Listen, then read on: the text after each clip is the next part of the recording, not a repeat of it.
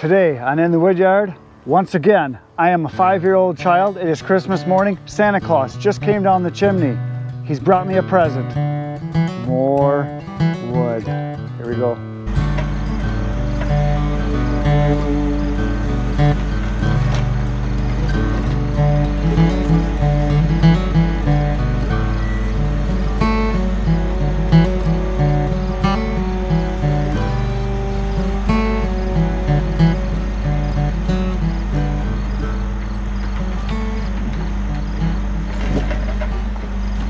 So as always, my logger John surprised me once again.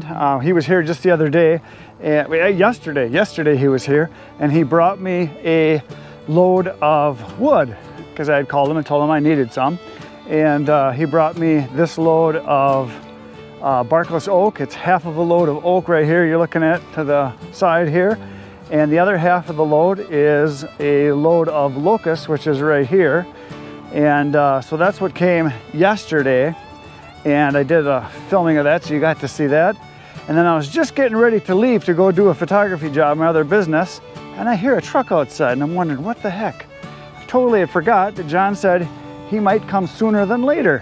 And for John, that means the next day. So I thought he'd be here like by the end of the week. Well, he came right away the next day, and he brought me what I've been looking for.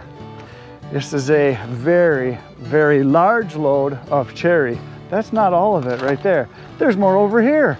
Here's the other part of it. He couldn't even fit it all in the space that I had available. So I told him if he couldn't fit it, to put some over here. But look at this stuff. Is this beautiful or what? I would say beautiful, not or what. Nice size stuff. I mean, this stuff's gonna be single splits, a lot of these. And he said it's been cut for 3 months now. It's been sitting on the landing. I don't like seeing that. Sand, that's a bad thing. So, but anyway, this stuff is all starting to split and crack already.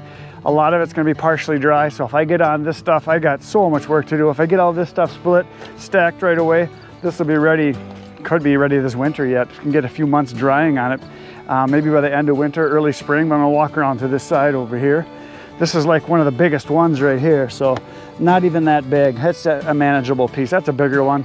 But the rest of this stuff is, I mean, it's hand-sized or smaller, as you can see looking at these here. I mean, there's some nice ones in here. Here's one that's got a tumor on it, or as Arnold would say, a tumor. So yeah, cool. Nice load. There's a bigger one in here. Here's a nice big one right here. But nice cherry there. And this came from about, said it was about 2 hours away. And the reason I took it right away when he told me he had a load, he said this was supposed to go up to northern Wisconsin to a place where they make chips for smoking, and because they'll take any size. And he said that it's been sitting there, and he said if I wanted it, I could have it. So I said absolutely. So he brought it right away. So now, for those of you that don't know, if you haven't watched the channel a lot, this is my favorite wood, cherry. It's by far my favorite. It's not real heavy.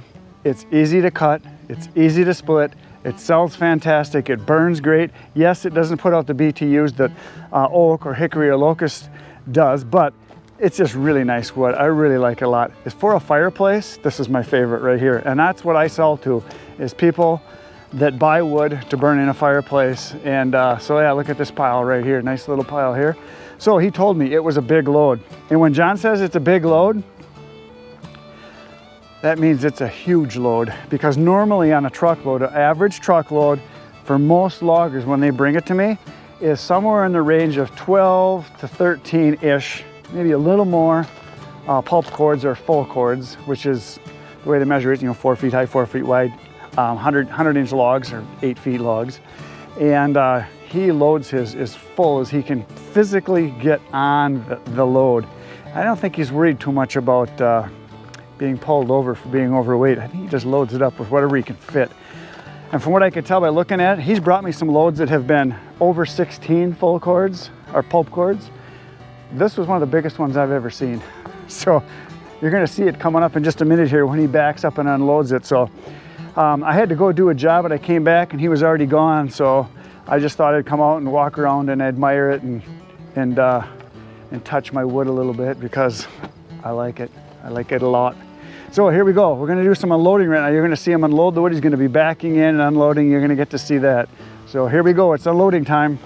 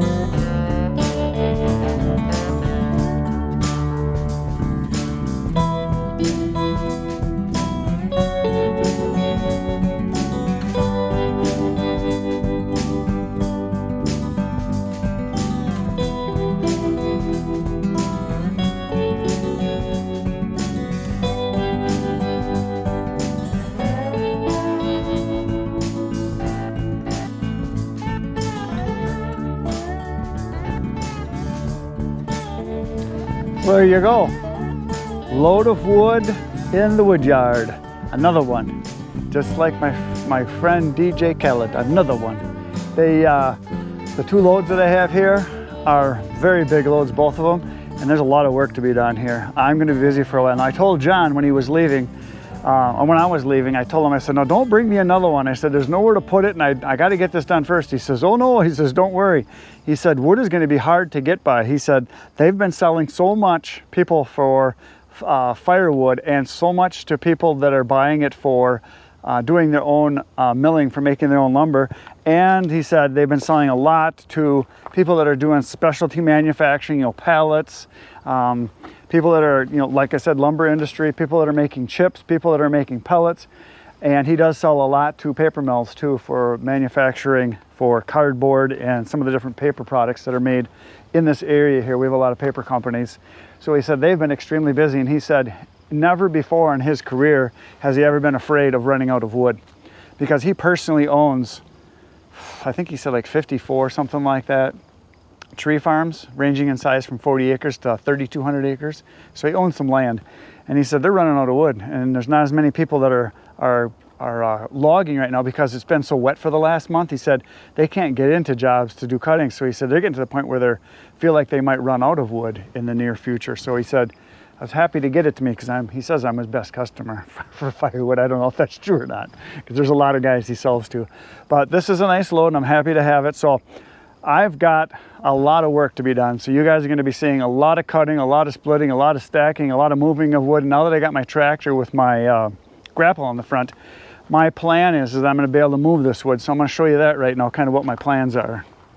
So right behind me is the pile that John just brought, but I have an open spot right here.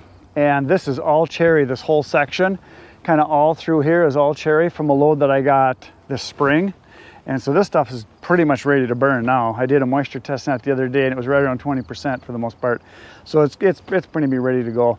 But I want to put another 2 full cords right here in this row. So that's why I had him put this load right here, because I'm going to cut this end, I'm going to throw it this way, and then the wood that goes right here will be split, and then it'll be stacked right here, and that'll open up this front area right here.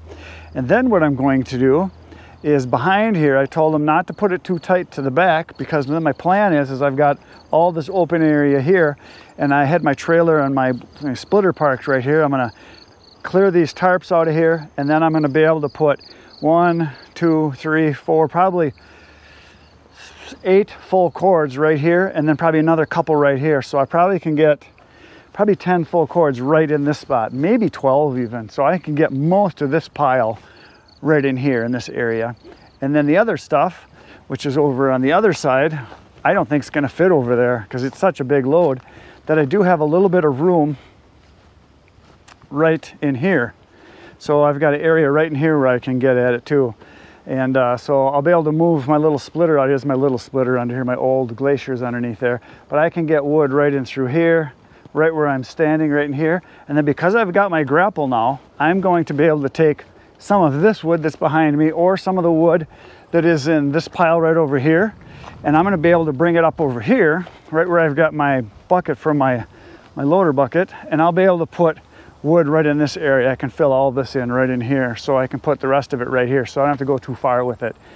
So that's what that wood's going to go. And then the other wood, which is this barkless oak that's right here in this row, and then the locust that is in this row, I purposely had him put it right here. And the reason I did that is that I ideally would have liked to have him back the truck back into here, but we've had like 10 inches of rain in the last week and a half.